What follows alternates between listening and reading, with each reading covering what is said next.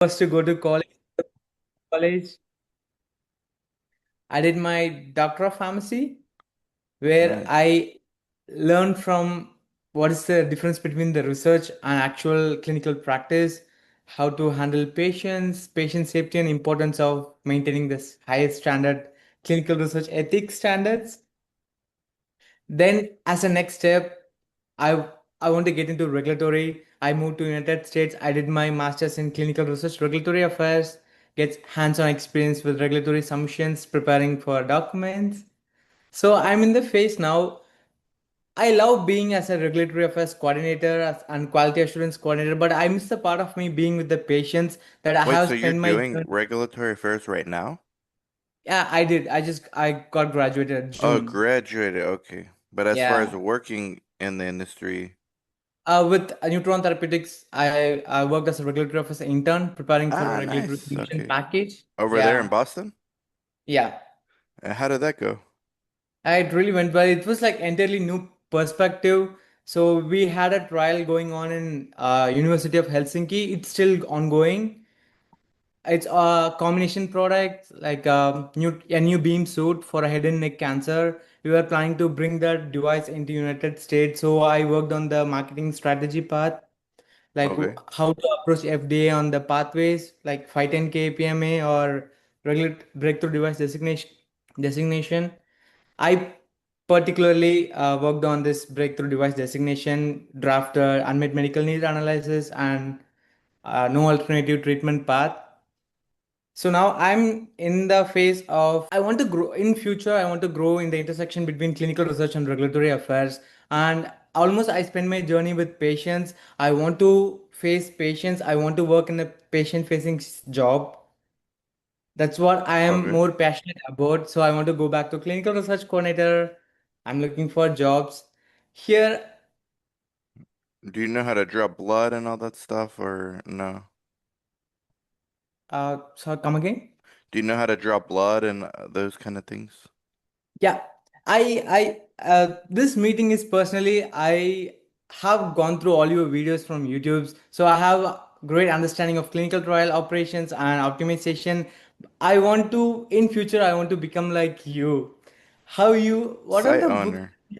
Yeah, Yeah, but you don't want to tell the sites when you're interviewing there you want to be a site owner. You I just don't want to. no, because I mean, you can tell them later, like, you can, there's some of my staff that have told me, two of them in the past 3 years, but then they change their mind all the time. But no, yeah, you can do it. You can definitely be a site owner. If you have No, connections with a doctor, you can like try to do that now instead of getting a job somewhere. But if you need the income, that's a different story. yeah, I understand that, but not in the position wise, but in the knowledge wise. Like, what are the books that you read? How did you? I know you have a great experience. Like, you have Hmm. won so many hats from CRC, CRA, site director, entrepreneur, and looking back, which role like shaped your perspective in this, like on this industry, the most Well, coordinator by far. during that Coordinator setup? Coordinator helped me be a better monitor. Coordinator helped me be a better site owner. Coordinator is gonna help me get all these tech vendors that wanna visit Yuma. Um, yeah, I don't think I could be as good a site owner without being a coordinator first. So, and I was a coordinator until recently, until like 3 years ago. 3 years? Yeah, really till 3 years ago. Um, I had on and off because I fluctuate between the director and the coordinator, but when we don't have staff, I can do it. Right now, we just hired three more people. One of them's an international medical graduate. She's gonna be great, but we have the experienced staff to train them. But when we don't, it's me, and that means I have to do the coordinating. So I haven't done that since the latest, like I said, was like 2020 that I've done it as recently as 2022. So I think if That's you want to be a site owner, you do need to get a coordinator job first, but you don't want to tell them you want to be a site owner. no, I have never revealed this. Good, good, good. Good. That's really valuable information. So can I take this as like CRC is the biggest turning point in your clinical research journey? Yeah, I mean, it's the only, well, yeah, it's how I got started, and it's most fundamental to literally everything people do in this space. So Everything.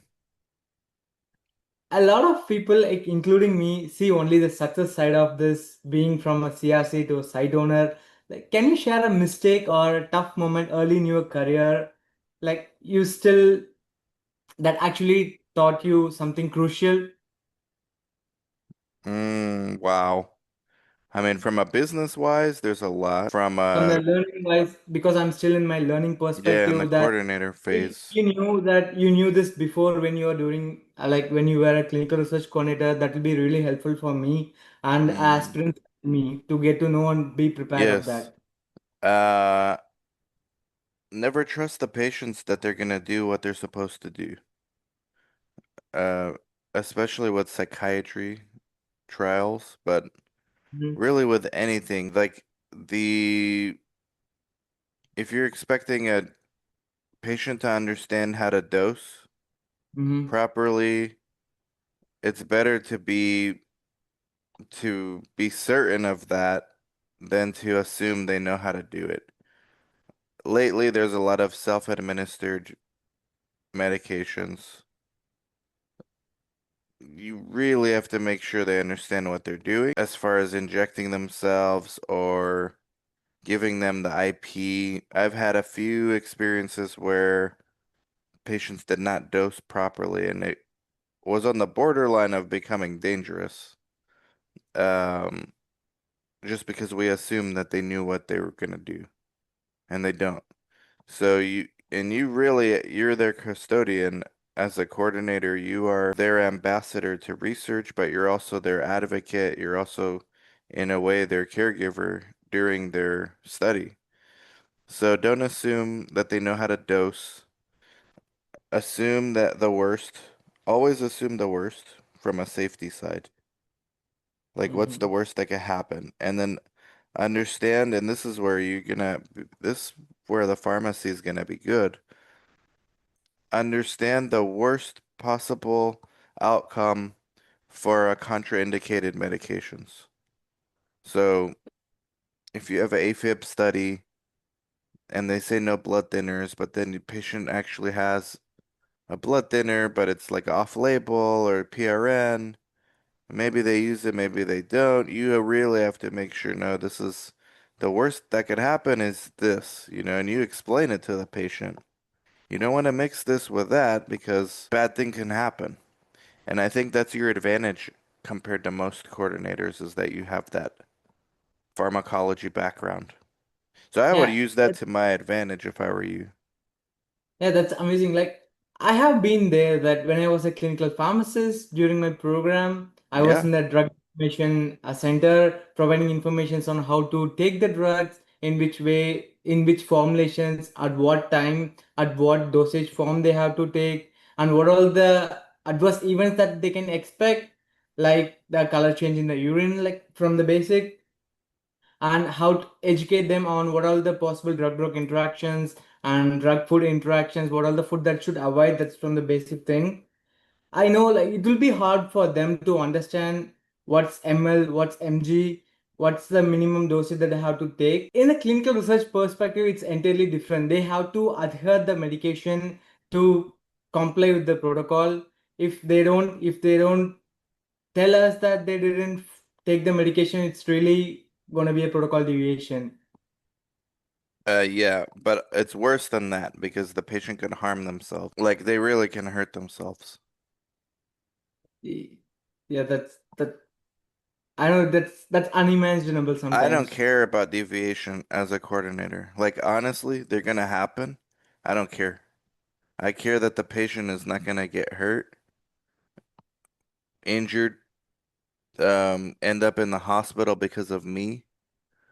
The deviation I don't care about. I mean, if I make a mistake on that on the deviation side, that's fine. It's unavoidable sometimes, but it is entirely avoidable to keep the patient safe, completely in your hands. Yeah, I took initiative in my life when I was a clinical pharmacist. Like my village, they believe all the white coats are physicians. They can take prescriptions from them. I Yeah, contributed educating them. There are different white coats.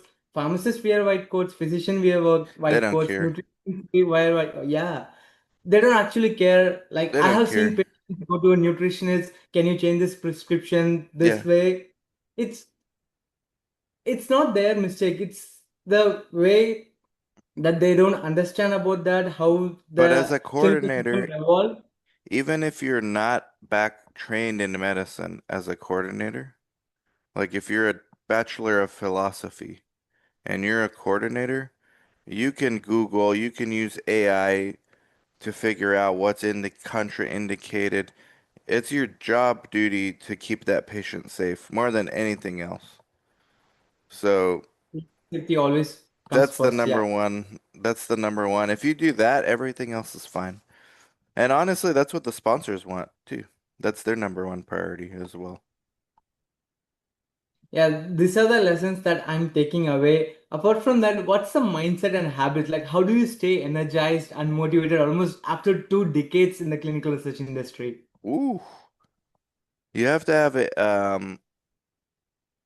You have to have external incentives for yourself. So those are things like money, titles, career achievements. Those are external Factors. rewards. You want to have internal rewards for yourself. So this is where you really have to find something that is more meaningful to you than the external. Because you once you get the external, it's like you could get bored, you can get complacent. Um, habits habits are the end. One of the philosophers, Hegel, German philosopher, said the beginning of death of progress is a habit. So if you're no longer curious or questioning, it starts to decline. And so you need to have these intrinsic, internal reasons for doing what you do. And as a site owner, they're often blended together because you're rewarded financially with kind of how you're achieving how you're growing your site. But there's things outside of it, like what does the community think about research now that we're doing it here? Like Yuma clinical trial, we're the first to do studies in Yuma, Arizona. And this is an area of like almost 200,000 people. It's not a small, I mean, it's small compared to like San Diego, LA, but it's not exactly like a tiny city, it's pretty big. And they've never had a research, and it's like that's my responsibility is what the community feels about research when I'm done with research here is shaped by us. And that's like a huge responsibility. Another one for me personally is my employees. I'm generally bringing them research naive. I would like to play a part in shaping their careers even beyond me. And so these are some of the internal things that drive me beyond, and also creating like new things within the space, like the fact that we interview community businesses for I mean, there's no real expectation, but it's actually helping us build our brand. Those kind of intrinsic internal things help me not get bored and keep going. And of course, finding new interests in like ancillary spaces. So right now, technology companies are, especially startup culture, is like Y Combinator. There's so many Y Combinator companies, venture capital companies in research, and because of the YouTube channel, they learn about me, they want to come over, but I get to be an advisor for some of them. So that's opening like a new avenue that I'm actually interested in. And that does have financial, that does have external rewards, but also the enough internal ones to keep the podcast going. And even the podcast, like people like you that I've never met. Well, now we met, but there's like 1,000 more like you that I've never met, never gonna talk to, that maybe at a conference 5 years from now, they're like, man, you helped shape my career. Like, there's people approach me in tears, man. That's when it first hit me that this is beyond my external rewards. Like, when the first time somebody approached me with crying, I was like, wow, I gotta watch what I'm saying now. Like, this is people's lives here. The podcast started me chasing external rewards. I want to get more patients for my site. I want to get more opportunities for myself. That was the catalyst. But with the sustaining force and the part that makes the content hopefully more pure is that. And those are the internal, like, I'm not getting a dime from that person, but it actually means more to me than a new opportunity. And when you have enough opportunities, like, who cares if you get another one? But you literally help this person, like, change their life in some way. So it's a balance of the external rewards with the internal rewards that kind of keeps the flywheel going. It's like a motor. I definitely cannot compare my contributions with yours. Yours is like way huge, but I can feel the mindset that when I am telling a patient or subject, there are trials that they can get benefited that they never knew of, Yeah, and help them giving just a contact number that they can reach out, that they might get benefited seeing their happy shreds after their treatments. That is what driving me right now. Want apart from my work life, I want to be in the community that I can volunteer, I can go educate patients on yeah, different research and their practice, helping them know that they can reach out to them. Even there are decentralized trials upcoming, they can get treated from their home, participate in the study. That's what driving me. That's what my passion for. Even though I have my regulatory affairs masters, but I want to grow in the intersection. Want to face the patients at the same time. Want to handle the regulatory like yeah. submissions too. You can do that. I'm looking for the way to get into it.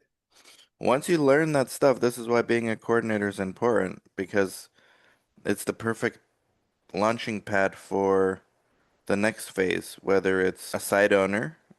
Guess Mm-hmm. what? When you're a site owner and when you're starting, you're not going to have money to pay a coordinator. So guess who's going to be the coordinator? It's you. So you're literally preparing to work for yourself.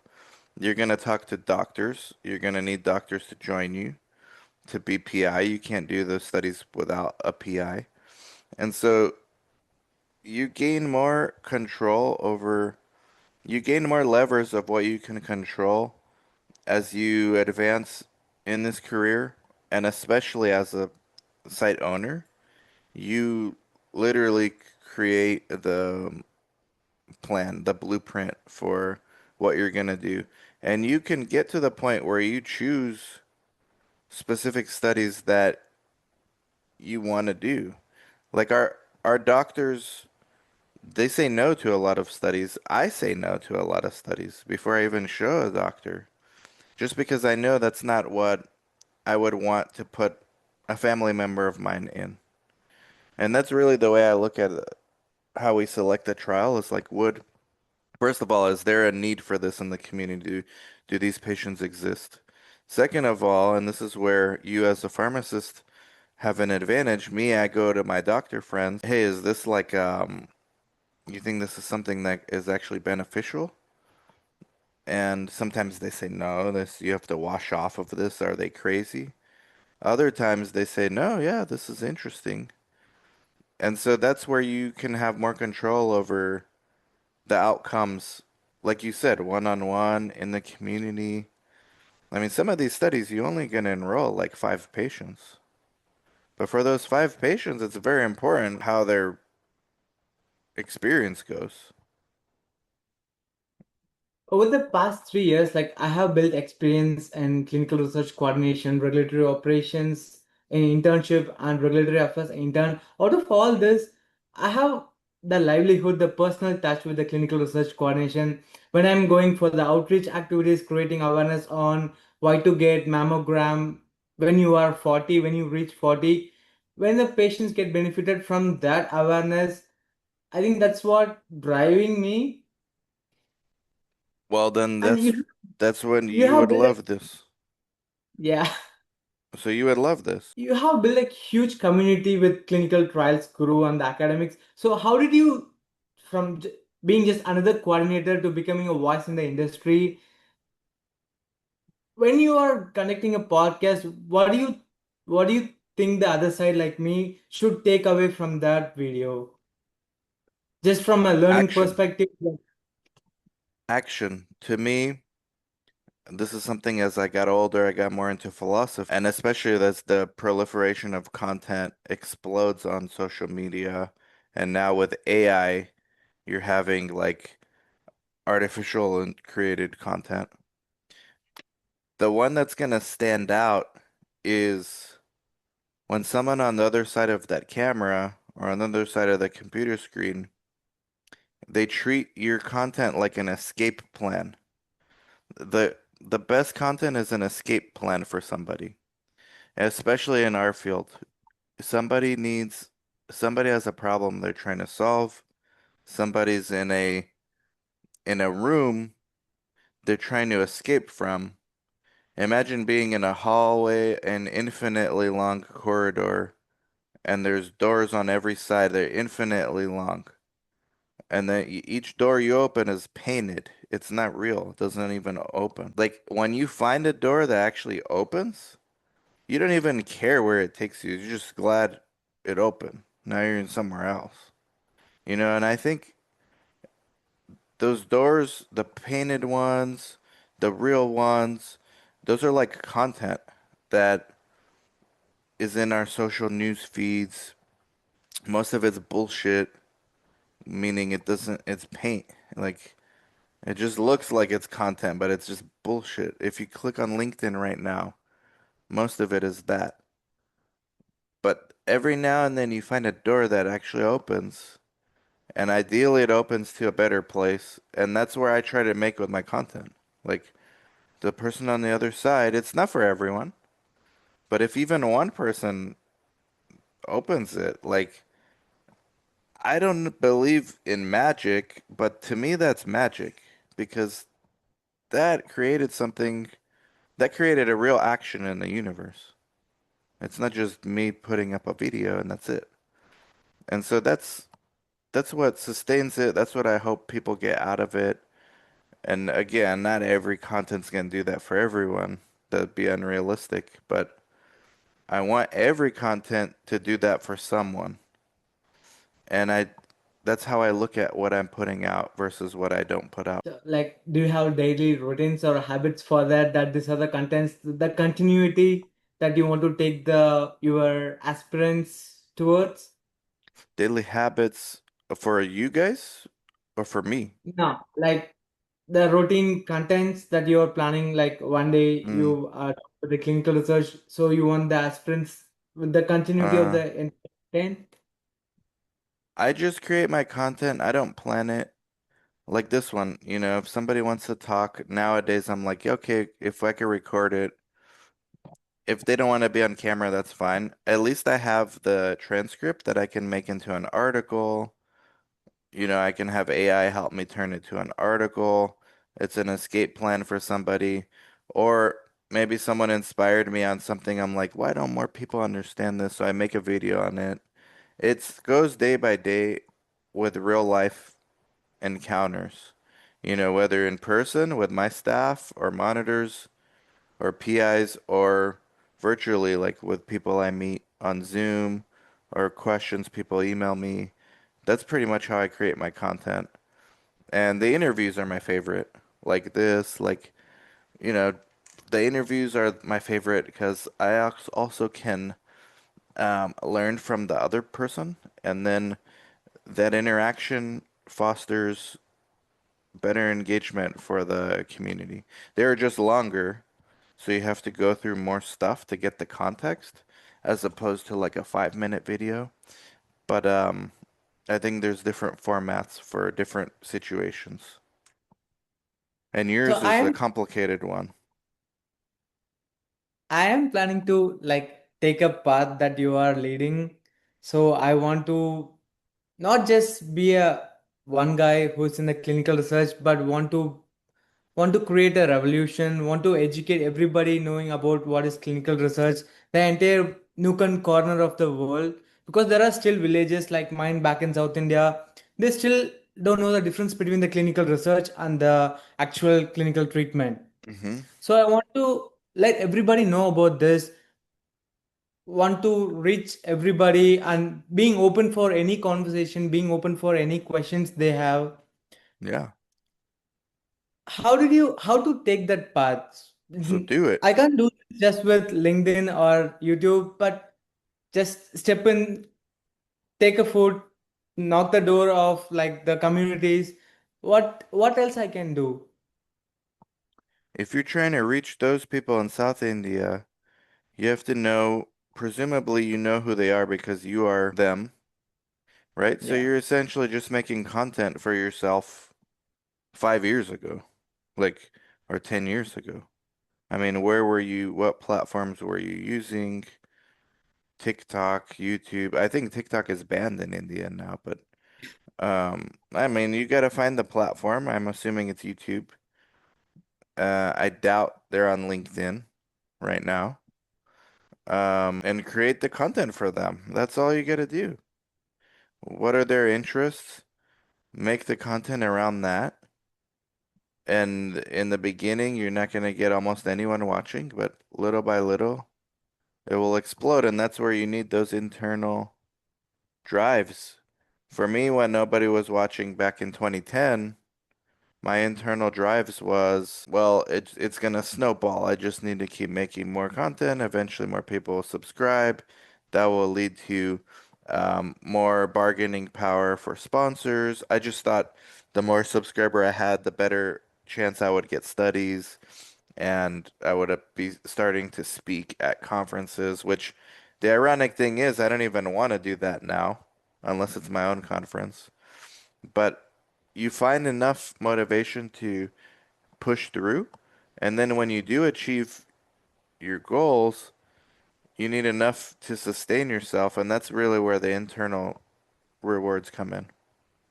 Yeah, I am trying to do that, like being volunteering with research communities, and I just wrote an article with MedReport Foundation on the importance of knowing, understanding informed consent form versus informed consent process. I'm just starting out, but with the other things in mind, want to search for a job Hmm. while I have to keep track on these things, because if I lose this, then I can't. It will be hard to start again. It's very hard. How do you manage? I know your work schedule is very busy with as a site owner, managing staffs, managing patients. How do you find time? How do you keep the motivation? Because I do have some. I felt downtime so many days when Mm. I fail in interviews, when I fail in some, like, if I forget to convey something to a person, I'll go for a downtime sometime. What drives you from there? You still pick up and run from there. Well, you mean as far as doing my day-to-day tasks? I am a big procrastinator. Um, I have a to-do list. We use Monday.com at the office, but then I have my own called Tick Tick, I think. And I have a to-do list, and I just hate looking at the same thing for months on there, so I finally get it done. I don't actually have I've created the site to where it's not depending on me, and I've created some of the other businesses where it's not entirely dependent on me. And you give up some short-term uh, margins in exchange for that freedom. But at the end of the day, it's a business, it's a system, it's not you. And So I actually don't have, I'm rarely overwhelmed from any one business. There's times where I'm overwhelmed because all of them need something from me at the same time. But that's each business independently, I'm rarely overwhelmed with it. I'm not really in the day-to-day of any of them, except for my own brand. Yeah, I appreciate you being candid about that, Hmm. being honest about that. It's thank you so much for like making the time to talk, share about everything, Yeah, no problem. and being an educator, being a mentor on YouTube that millions of people are getting benefited, including me. I started watching your videos. Then from there, I went to NIDA, took my GCP certificate. From then, I'm on Okay. LinkedIn. Yeah. You just need to find a site. You'll do well at the site. Send me your resume and LinkedIn and I'll see. Boston's a tough one because I don't actually have that many contacts that own sites in Boston, but I can ask some of the crew, maybe do a post um, on LinkedIn and see what we can make happen for you. Yeah, yesterday I had a networking call with Robert Goldman. He mentioned Ah, the that like sponsor monster, baby. you both were discussing that. He mentioned that when you are going and approaching a site, do a blog about that. It'll be Yeah, inspiring. yeah. Yeah, and he told you were discussing about that. Of course you But should do a it, blog. but it takes a lot of confidence, a lot of motivation to do that. It's literally when I'm stepping in the door, knocking the door, asking about opportunities. It's scaring. Well, yeah, and it's a little bit awkward to like talk to a site owner while you have a camera. That's not gonna work. What you want to do is have that conversation with the site owner, and then afterward or before you walk in, hey, I'm about to go see what happens, and then put it away. Let do the talking in private, and then when you're done, hey, this is what happened. That's different. But you're not gonna pull out a camera while in the middle of a conversation with with Yeah, somebody. But I know like that's the super your awkward. community in South India, that's probably content they would want to watch. I mean, they don't care about the benefits of informed consent. Like they can learn that later. And what is there really to learn about that, honestly? It's it's a rule that you have to follow. There's nothing really interesting about the benefit of informed consent. What's interesting Yeah, is your story, trying to find a job, trying to expand your career. That's what's interesting. Like a lot of people focus their content around concepts that have no room, no flexibility to move. Like, how many times can you hear the same thing about informed consent? I mean, the AI can do that better.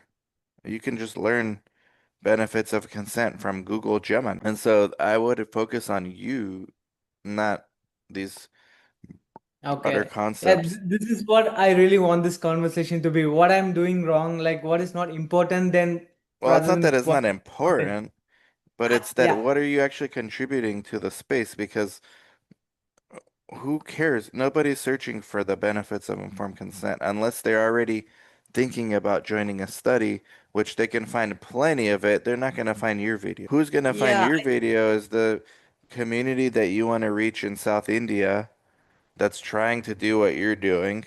And then if they're curious, they're going to ask you, hey man, what's this informed consent?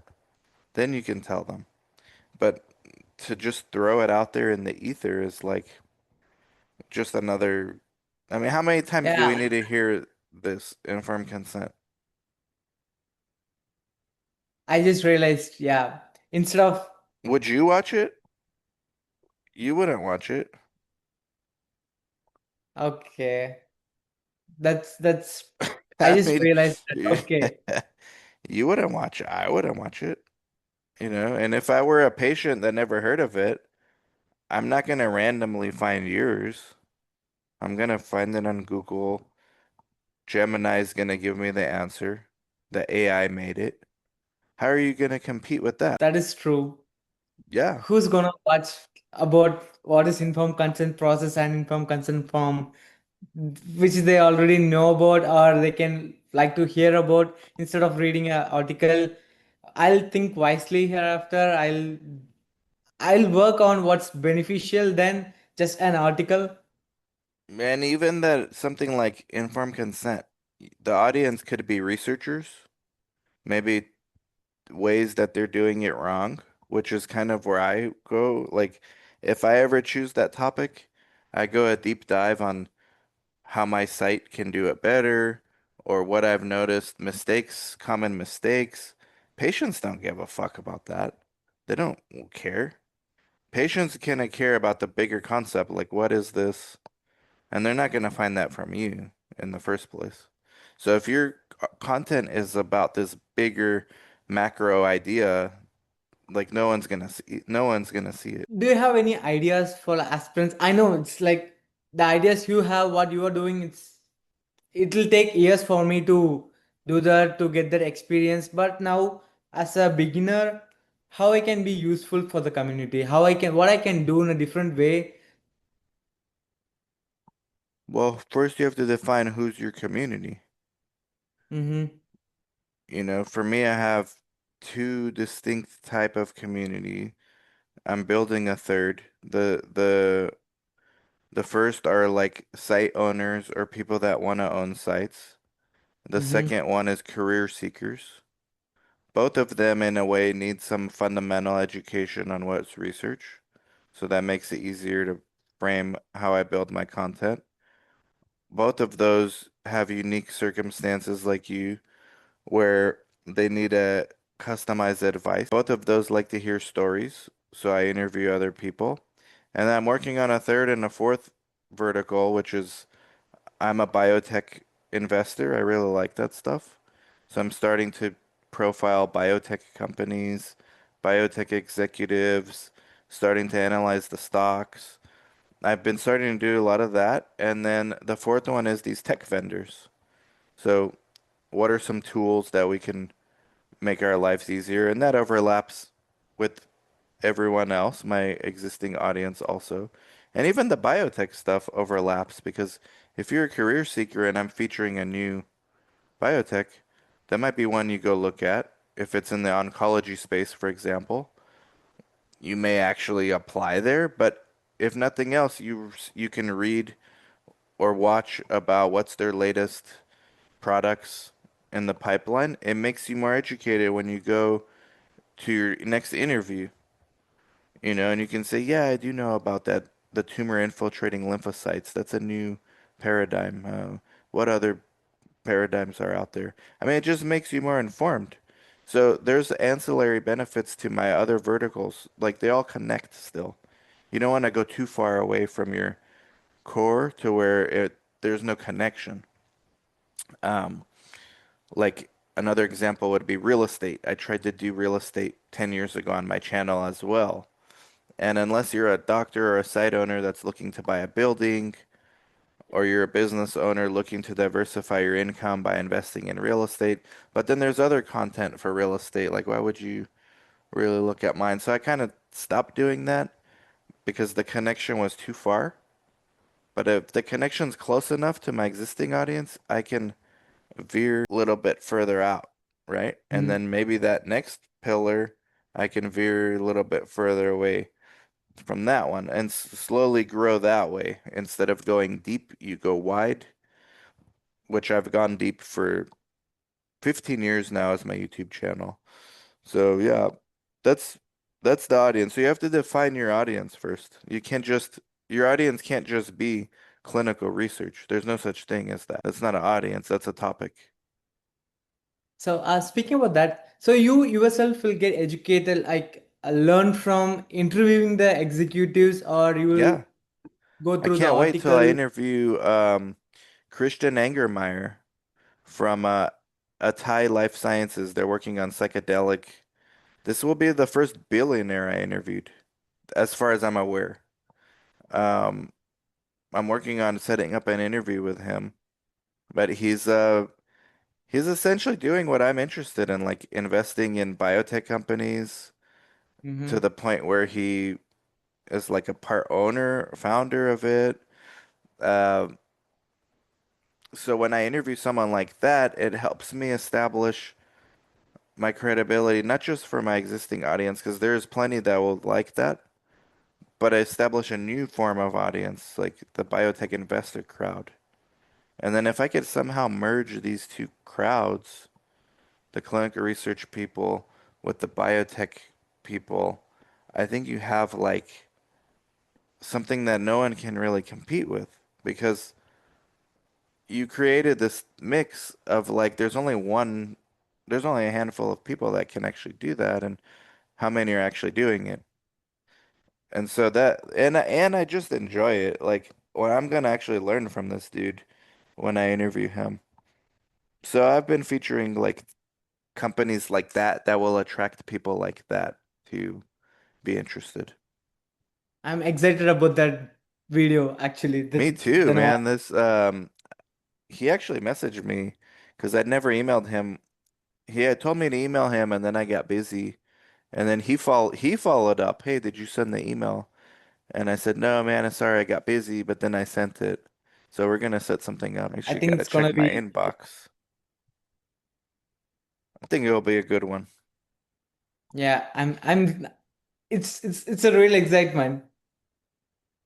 Yeah, I mean, you don't get too excited at the end of the day, like you just creating content, but I enjoy it and it's another way to keep me going and keep me growing and you have to enjoy it. If you don't enjoy what you're doing, it's how long is it gonna last?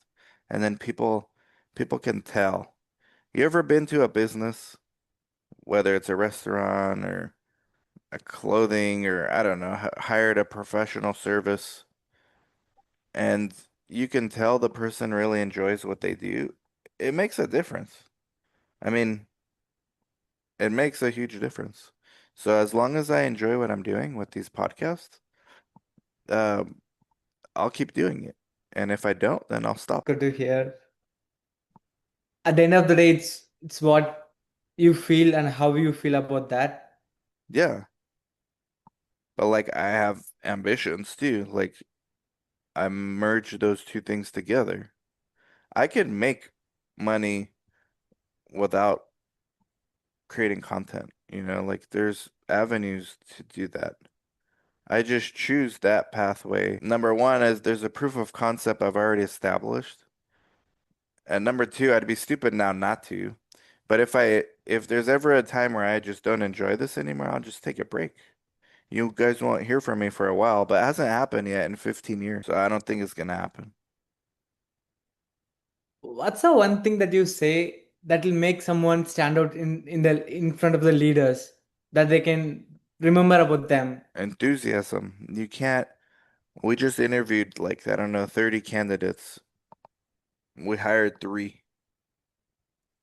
So 10%, that's actually pretty high. You know how many times the person on the other end of the room was like a really good, like, man, I would like this person to work for me. But then they just don't have enough enthusiasm, and I want to just reach across the table and just like shake them. Obviously can't do that. I would get in trouble, but I feel like that's what I would want to do because as long as if you show some enthusiasm, it gives me more confidence that you actually gonna enjoy this. And so as a hiring manager, especially at a startup, now if you're in a more mature company, it's a little bit different. You maybe value experience versus enthusiasm. But when people have no experience, this is why they should go to startup sites, small sites, because we really, in Yuma's case, we can't afford an experienced person and there are no experienced people. So all we can do is hire for potential. And my motto is find somebody with potential and train them, or keep trying until you do. And if it means I need to be a coordinator again, I'll do it. I'll take 3 months to do nothing else. I'll do a few videos in the office, but Nothing else but that for 3 months until I find somebody, if that's what it takes. I'm not gonna hire somebody and compromise on that. If you don't have the enthusiasm or the passion for what we do and what you want to do, then it's not enough conviction for me to hire you because I'm taking a risk on you in that case. So I'm just curious, if I come to your site tomorrow asking for a job, will you hire me? No, here's why. Because you don't live here. I don't want Mhm. somebody at a startup to move across the country because of me. I've already told people on YouTube that. Don't, you gotta be already here in Yuma. That's different because then you're not risking. If you move here, you've basically put more pressure on me.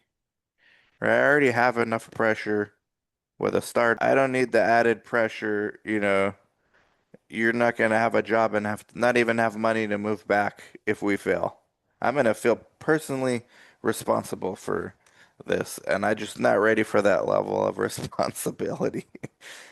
And then if I say yes, everyone does that, and it becomes like insanity.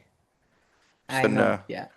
that's the rule. Now, remote job is different, which we can discuss, but remote internships we've done, remote jobs we've had, but no, to move here just for that, a lot of pressure.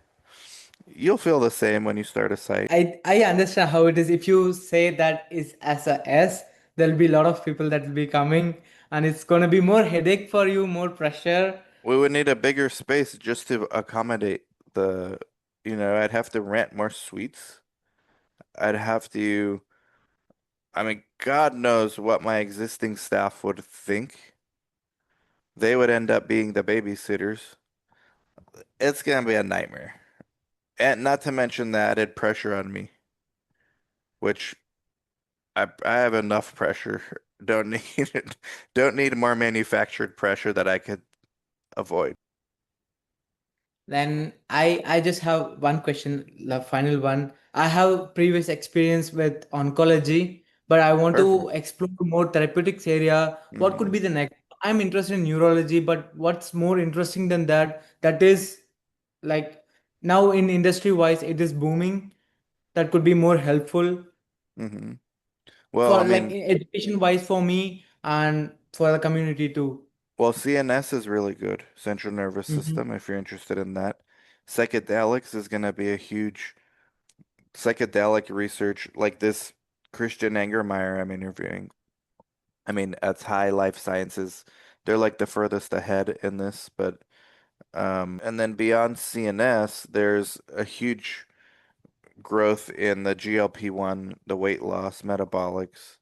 If you can get yourself into that, that's great. But oncology is 50% of the studies are oncology. The problem is they are at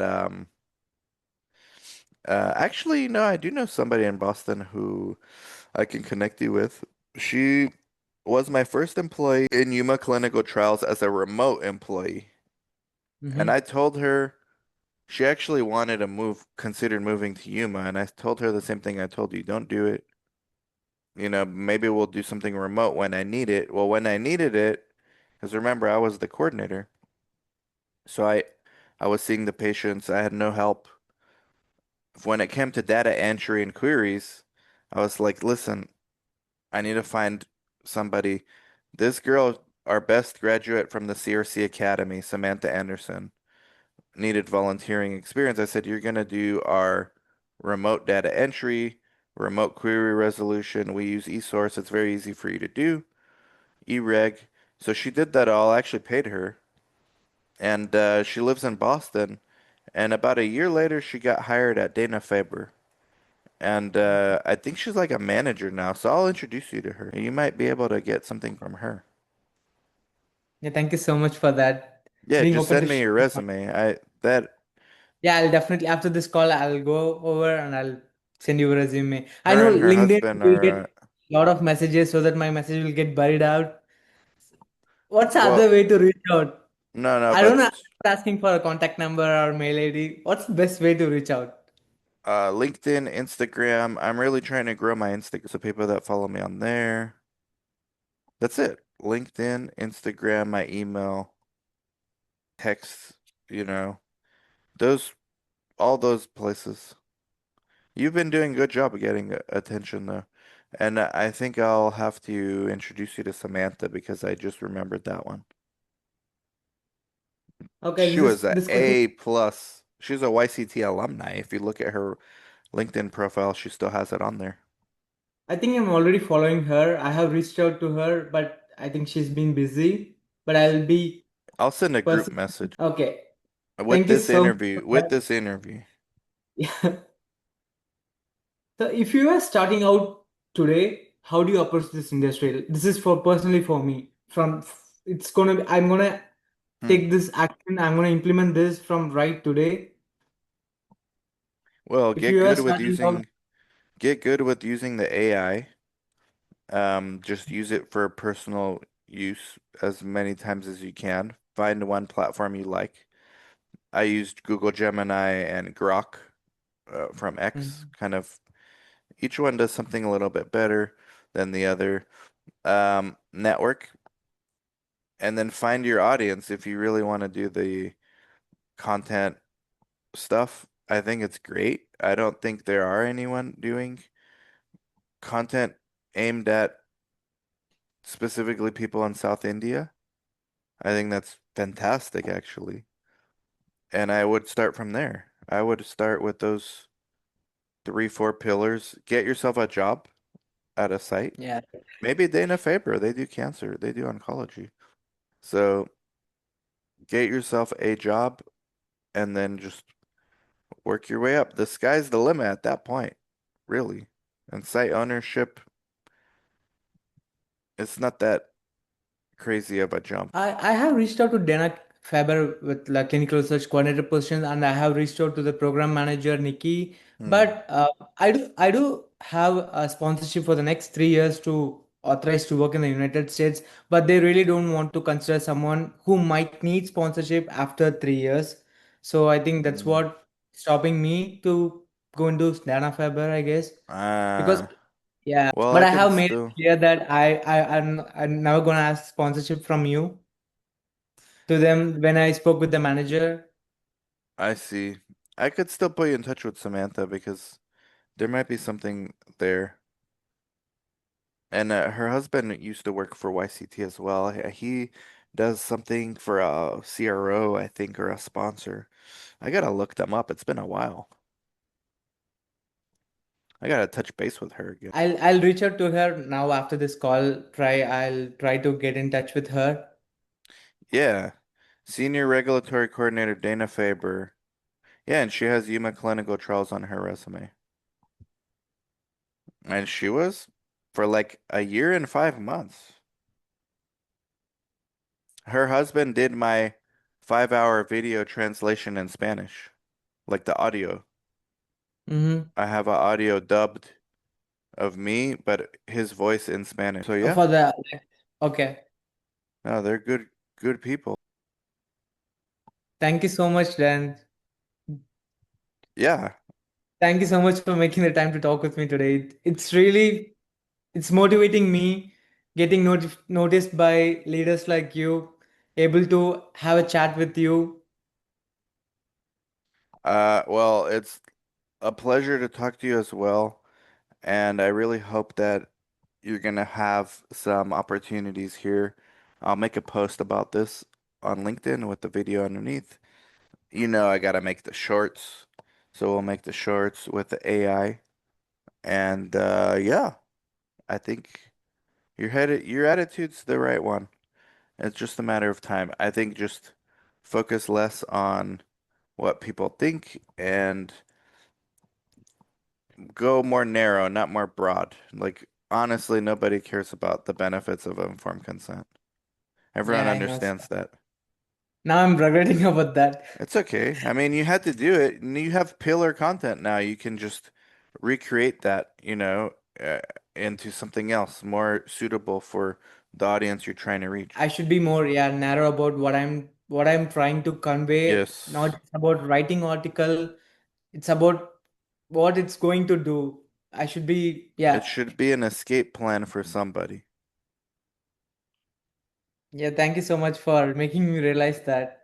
Nobody has ever said that. I have asked for advice about this, like in what way I should approach my contents and how I should post my LinkedIn post. This is really helpful. Thank you, Dan, for It that. should be an escape plan for you 5 years ago. So after this call, I'm gonna go to DM Clinical Research in person, meet the site Yeah. director for opportunities. Yesterday, when Let them know you were late because you were just on the Guru Nation podcast. Hopefully they watch. I don't know who they are. yesterday when there unfortunately the site director was not available, so Huh. I'm gonna go back until she's there, until I'm gonna meet with her. Yeah. And you can always blame me. Hey, Dan Severa told me to come here. Yeah, Maybe I'll get a new follower. yeah. I have been mentioning your name, Robert Goldman name, Good. John Nasaro. That you know these people. They are really just go and follow their blog. It's Thank you, really man. helpful. That's good. Once in a while they will know, and then maybe it'll help. And then the times that they won't know, maybe it'll help us. People from Northeastern University, like they, a lot of people got to know about you, Jess Thompson, Robert Goldman. Like Hmm. I constantly tag all your names on my post. Okay, yeah. No, keep doing it, man. This is networking too. It's really, I'm being so amazed about this, and I'm also proud of being helpful for the society. Thank you so much. I'm just following all your paths. Thank you. Yeah, well, now you're on one, and we'll keep doing more. Thank you so And I much. want to see Have a those good rest vlogs, of your day. man. Do a vlog before and after you go to DM research I'm gonna do, and I'm gonna send a copy to you. and post it on LinkedIn. I'll do that. All right. Thank you so much. It was my pleasure talking to you today. Likewise, man. Good luck. Keep us all posted. We're all waiting. Thank you. Have a good day.